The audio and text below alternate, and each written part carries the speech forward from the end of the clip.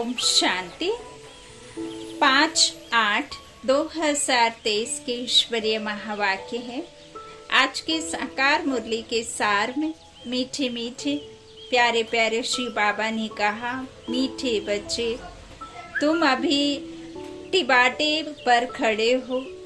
एक तरफ है दुख धाम, दूसरे तरफ है शांति धाम और तीसरे तरफ है सुख धाम।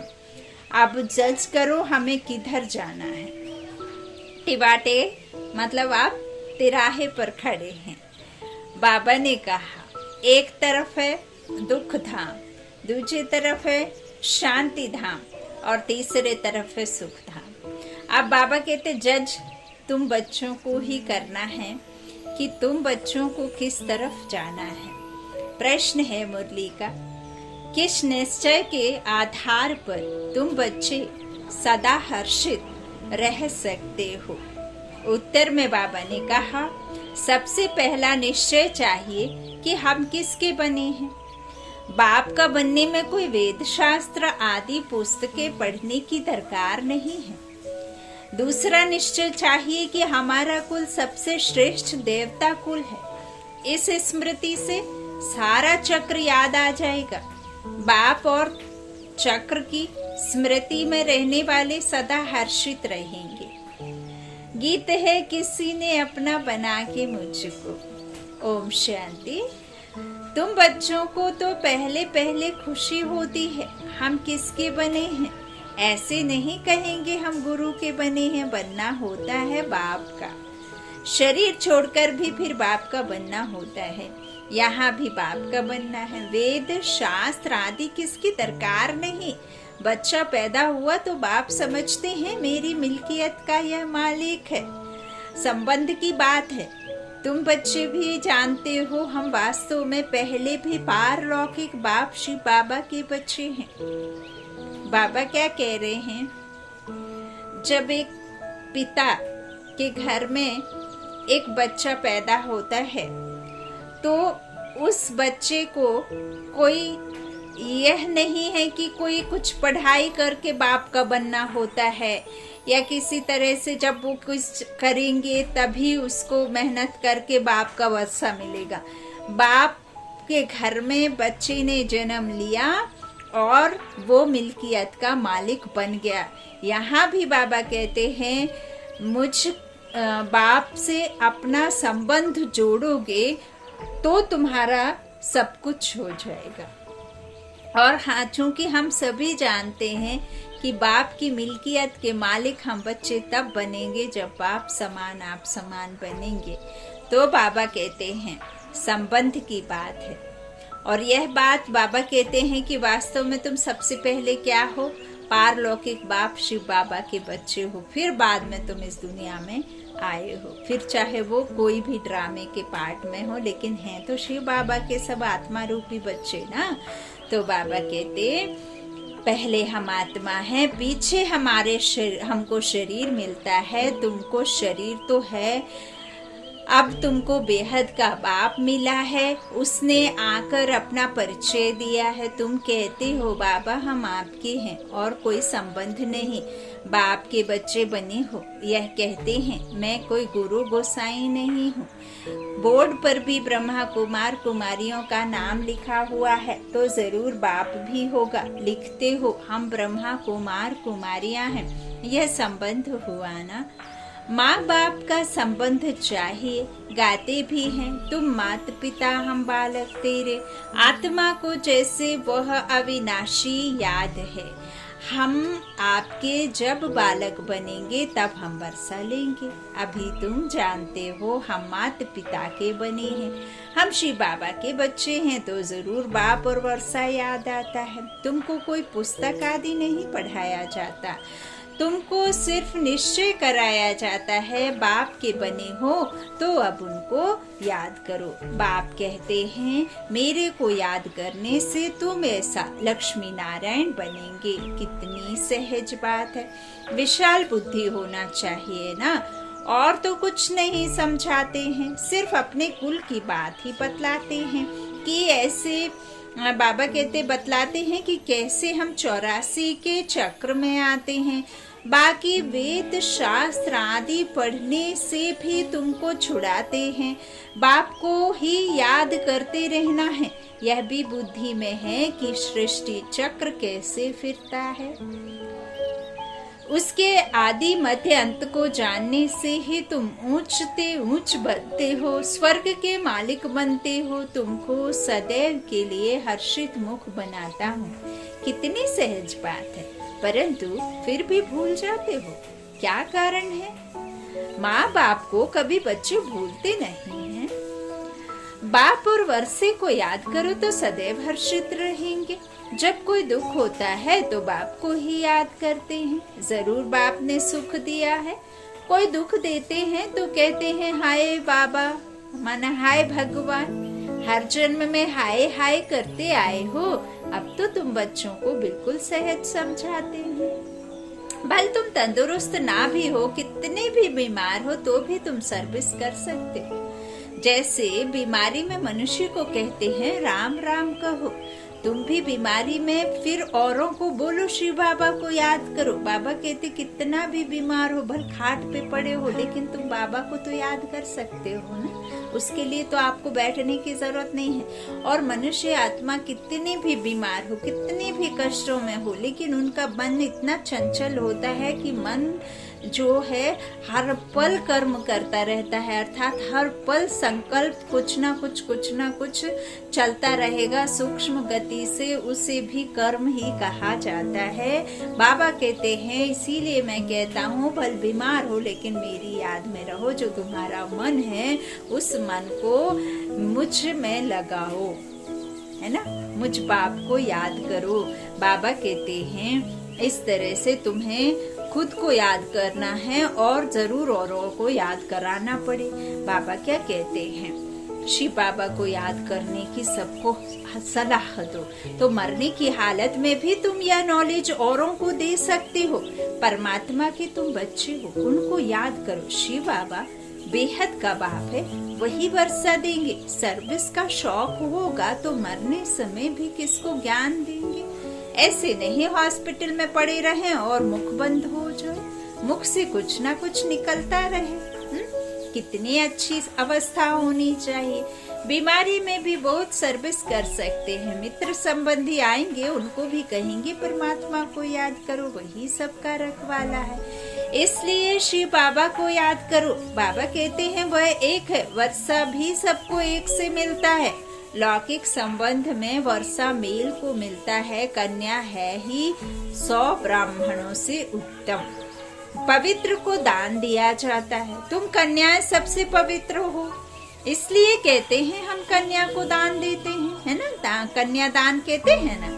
तो बाबा क्या कहते हैं, बाबा कह रहे हैं कि वो हद की कन्याएं जो विकारों में जाती हैं, लेकिन यहाँ जो बाबा कह रहे हैं कि कन्या है ही 100 ब्राह्मणों से उत्तम। पवित्र को दान दिया जाता है। तुम कन्याएं सबसे पवित्र हो, इसलिए कहते हैं हम कन्या को दान देते हैं। वह बड़ा दान समझते हैं, वास्तव में वह कोई दान होता नहीं।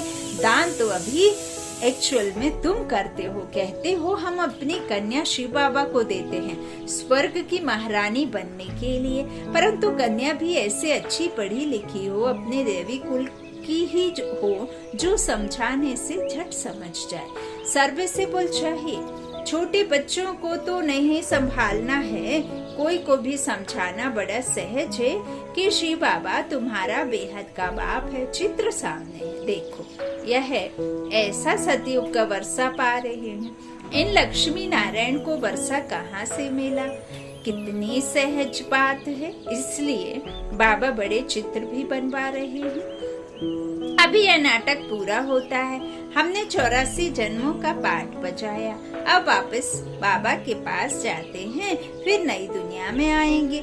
हमारा बाबा नई दुनिया का रचयिता है, उसका हमको मालिक बनाते हैं। आपको भी तरीका बतलाते हैं कि बेहद के बाप से सदा सुख का वर्षा तुमको मिलेगा, है ना। बाबा क्या कहते हैं कि कैसे मिलेगा वर्षा, यह तुमको भी तरीका बतलाते हैं कि बच्चों, तुम सभी को किस तरह से पुरुषार्थ करना है तो सदा सुख का वर्षा फिर तुमको कैसे मिलेगा, यह है बाप आकर समझाते हैं, दिखाते हैं। तो एक तो समझाओ, मैं आत्मा हूँ, मैं आत्मा खाती हूँ, मैं आत्मा चलती हूँ। यह बड़ी अच्छी प्रैक्टिस चाहिए। देह अभिमान टूट जाए, देह अभिमानी को लौकिक संबंध याद आएंगे, देही अभिमानी को पारलौकिक बाप ही याद पड़ेगा। उठते बैठते चलते यह बुद्धि में रखना है, मैं आत्मा हूँ, बाप की मत पर चलना है। श्री बाबा मत दे रहे हैं, अपने को आत्मा समझो, मेहनत करनी है। स्वर्ग के भांति तो बनेंगे, परंतु थोड़े में खुश नहीं हो जाओ।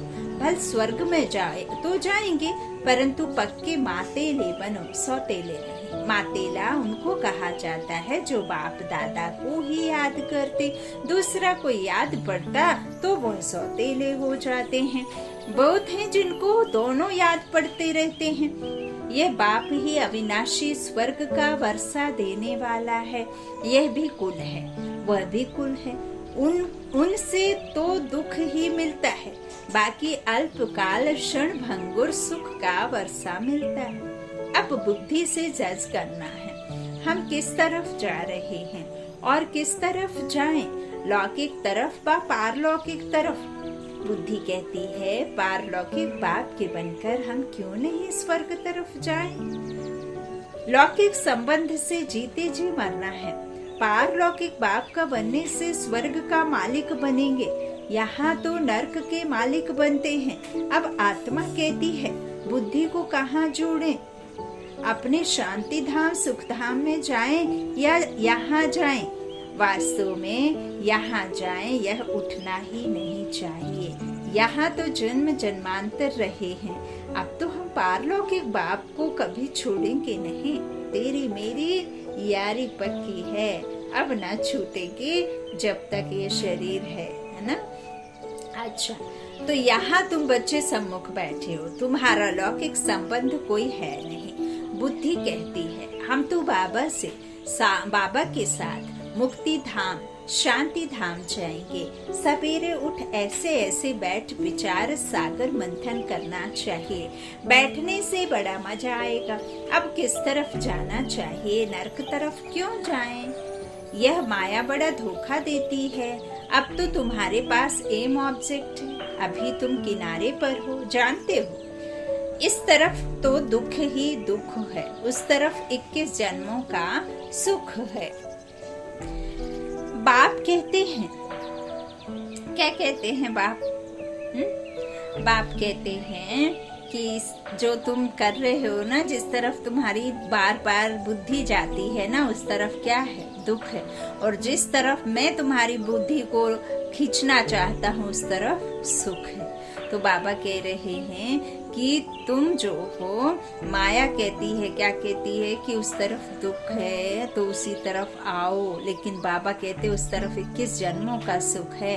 बाप कहते हैं मेरे को याद करो क्योंकि मेरे पास आना है। माया कहती है दुनिया तरफ जाओ। कहाँ जाएं? रास्ता तो मेला है, एक तरफ है स्वर्ग में जाने का रास्ता, दूसरी तरफ है नरक में जाने का रास्ता। डिबाटा होता है ना। बाबा कहते हैं 3 गली के बीच में टिबाटा होता है, उसे ही तिराहा का नाम दिया है। माना 3 हिस्सों में 3 तरफ वो जाती है रास्ता, है ना। तो अब हम किस तरफ जाएं? एक गली है मुक्ति की, एक गली है जीवन मुक्ति की और एक है नरक की। जैसे 3 नदियों का संगम है, 3 वाटिकाएं हैं, एक वाटिका में हम हैं। टिबाटे का मिसाल अच्छा है। अब कहाँ जाएं? नरक का तो विनाश होना है, यहाँ दुख बहुत है। अभी हम टिबाटे पर खड़े हैं, पीछे तो नहीं हटेंगे। दुख की गली से निकाल बाबा ने टिबाटे पर खड़ा किया है। दुख धाम की गली से तो तुम जन्म जन्मांतर पास कर आए हो। अब बुद्धि कहती है मुक्ति जीवन मुक्ति तरफ जाए। मुक्ति धाम में तो सदैव के लिए बैठना नहीं है। ऐसे नहीं हम पाठ से छूट जाएंगे, पाठ से छूट जाए, आए ही नहीं। बाबा कहते हैं पाठ से छूटना नहीं हो सकता, ड्रामा अनुसार आएंगे जरूर। अब परमात्मा का तो शरीर नहीं है, उनका खुद का कोई शरीर नहीं, फिर भी उनको ड्रामा के पार्ट में आना ही होता है। भले वो पराये तन में, पराई दुनिया में, पतित दुनिया में आते हैं। दूरंदेशी रहने वाला वो ever pure supreme soul God father को आना पड़ता है इस पराई दुनिया में, है ना, पराया शरीर लेके। जब वो मोक्ष में नहीं है तो फिर हम सब कैसे हो सकते। बाबा क्या कहते हैं, इस तरह ड्रामा अनुसार आएंगे जरूर, तो फिर मच्छरों सादृश मरेंगे। इतना दुख देखा है तो फिर इतना सुख भी देखना चाहिए। ड्रामा में बाबा ने वजन ठीक रखा है। जितना पाठ ही थोड़ा है, आए 1-2 जन्म लिए, यह गए। अभी तुम टिबाटे पर खड़े हो, वह शांति धाम, वह सुख धाम। अगर शांति धाम जाना चाहते तो शांति धाम को याद करते रहो, मुक्ति को तो याद करना पड़े ना। पिछाड़े वालों को मुक्ति धाम में जास्ती रहने कारण मुक्ति धाम ही जास्ती याद पड़ेगा। तुमको जीवन मुक्ति धाम याद पड़ता है। स्वर्ग में हम जल्दी जाएं, वह चाहते हैं हम मुक्ति में रहें।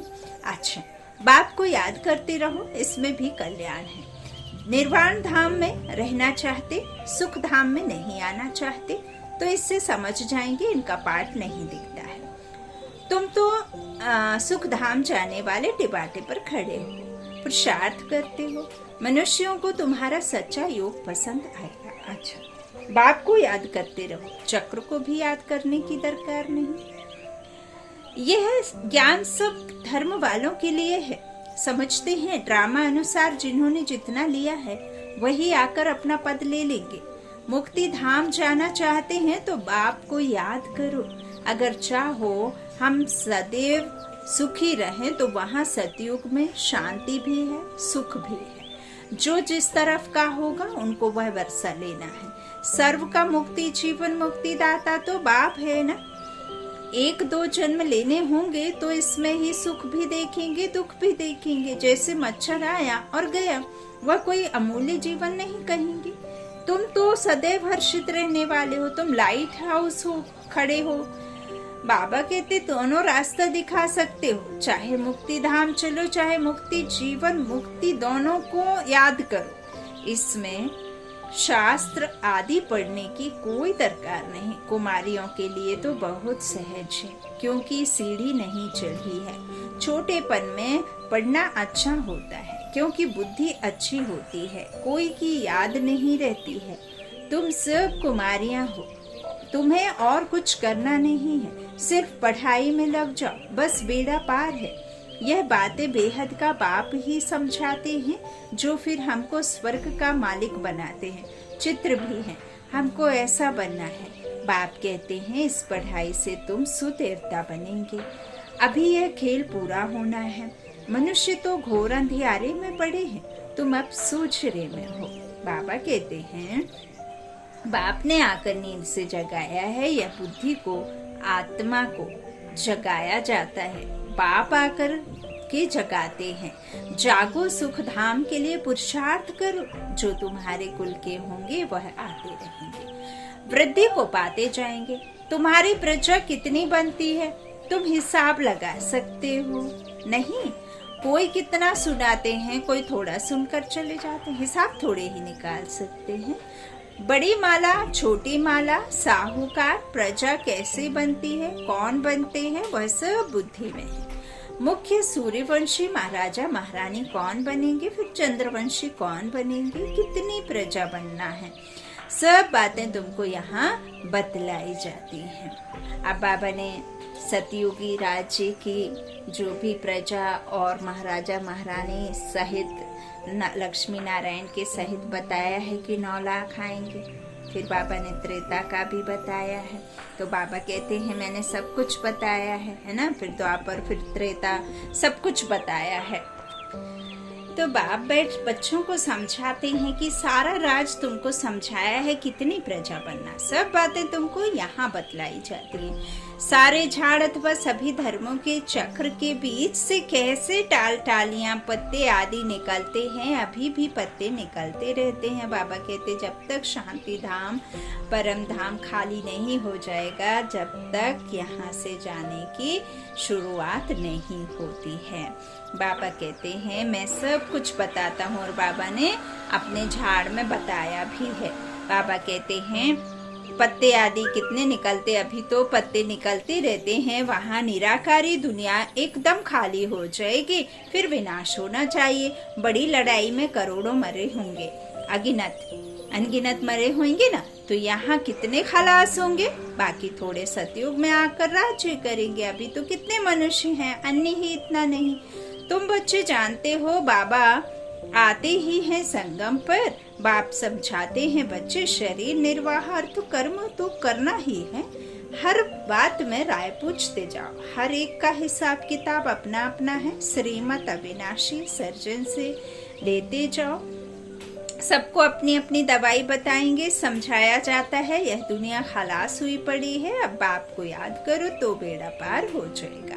बाप आए ही है नरक का विनाश कर स्वर्ग की स्थापना करने। अब ऐसा नहीं है कि बाबा नरक का जो है खत्म कर रहे हैं या इधर आकर के विनाश शुरू कर दिया, नहीं। जो ड्रामा में नूंद है, जब जब इस संसार में जास्ती पाप हुए हैं, तब तब अति से अंत होना ही है। यह ड्रामा में है।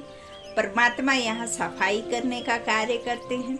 आत्माओं को शुद्धि दे करके आत्मा को जब खरा सोना बना देते हैं। जब आत्मा सतो प्रधान होकर के गुणों को अपने में धारणा कर लेती है, तब वो फिर नई दुनिया में चली जाती है, नया शरीर मिल जाती है। तो बाप अपने बच्चों को मुक्ति, जीवन मुक्ति का वर्षा देते हैं। बाप अपने बच्चों से बहुत प्यार करते हैं, तो बाबा उनको अपने अपने हिसाब से पुरुषार्थ अनुसार फिर ठिकाने भी लगाते हैं। तो बाबा कहते हैं कि मैं जो हूँ विनाश कर स्वर्ग की स्थापना करने। हम आपको भी राय देते हैं। श्री से मिली हुई श्रीमत हम आपको भी देते हैं। बाप कहते हैं मुझे याद करो तो तुम स्वर्ग के मालिक बनेंगे। अच्छा, मीठे मीठे सीखे लादे बच्चों प्रति माता पिता बाप दादा का याद प्यार और गुड मॉर्निंग। रूहानी बाप की रूहानी बच्चों को नमस्ते। हम रूहानी बच्चों की रूहानी माता पिता बाप दादा को याद प्यार और गुड मॉर्निंग। शुक्रिया बाबा, शुक्रिया। धारणा के लिए मुख्य सार है। पहला बाबा ने कहा सर्विस का शौक रखना है, बीमारी में भी बाप की याद में रहना है और दूसरों को भी याद दिलाना है। मुख से ज्ञान दान करते रहना है। दूसरा, पक्का मातेला बनना है, अर्थात एक बाप की ही याद में रहना है। सवेरे सवेरे उठ विचार सागर मंथन करना है, दूसरा कोई भी याद ना आए। वरदान है अपने शुभ और शक्तिशाली भावनाओं द्वारा विश्व परिवर्तन करने वाले विश्व कल्याणकारी भव। आप बच्चों के मन में सदा यही शुभ भावना है कि सर्व का कल्याण हो, हर आत्मा अनेक जन्म सुखी हो जाए, प्राप्तियों से संपन्न हो जाए। आपकी इस शुभ और शक्तिशाली भावना का फल विश्व की आत्माओं को परिवर्तन कर रहा है। आगे चल प्रकृति सहित परिवर्तन हो जाएगा, क्योंकि आप संगम युगी श्रेष्ठ आत्माओं को ड्रामानुसार प्रत्यक्ष फल प्राप्त होने का वरदान है। इसलिए जो भी आत्माएं आपके संबंध संपर्क में आती हैं, वह उसी समय शांति व स्नेह के फल की अनुभूति करती हैं। स्लोगन है त्रिकालदर्शी स्थिति में स्थित रहकर निर्णय करो तो हर कर्म में सफलता प्राप्त होगी। त्रिकालदर्शी स्थिति में स्थित रहकर निर्णय करो तो हर कर्म में सफलता प्राप्त होगी। अच्छा, ओम शांति।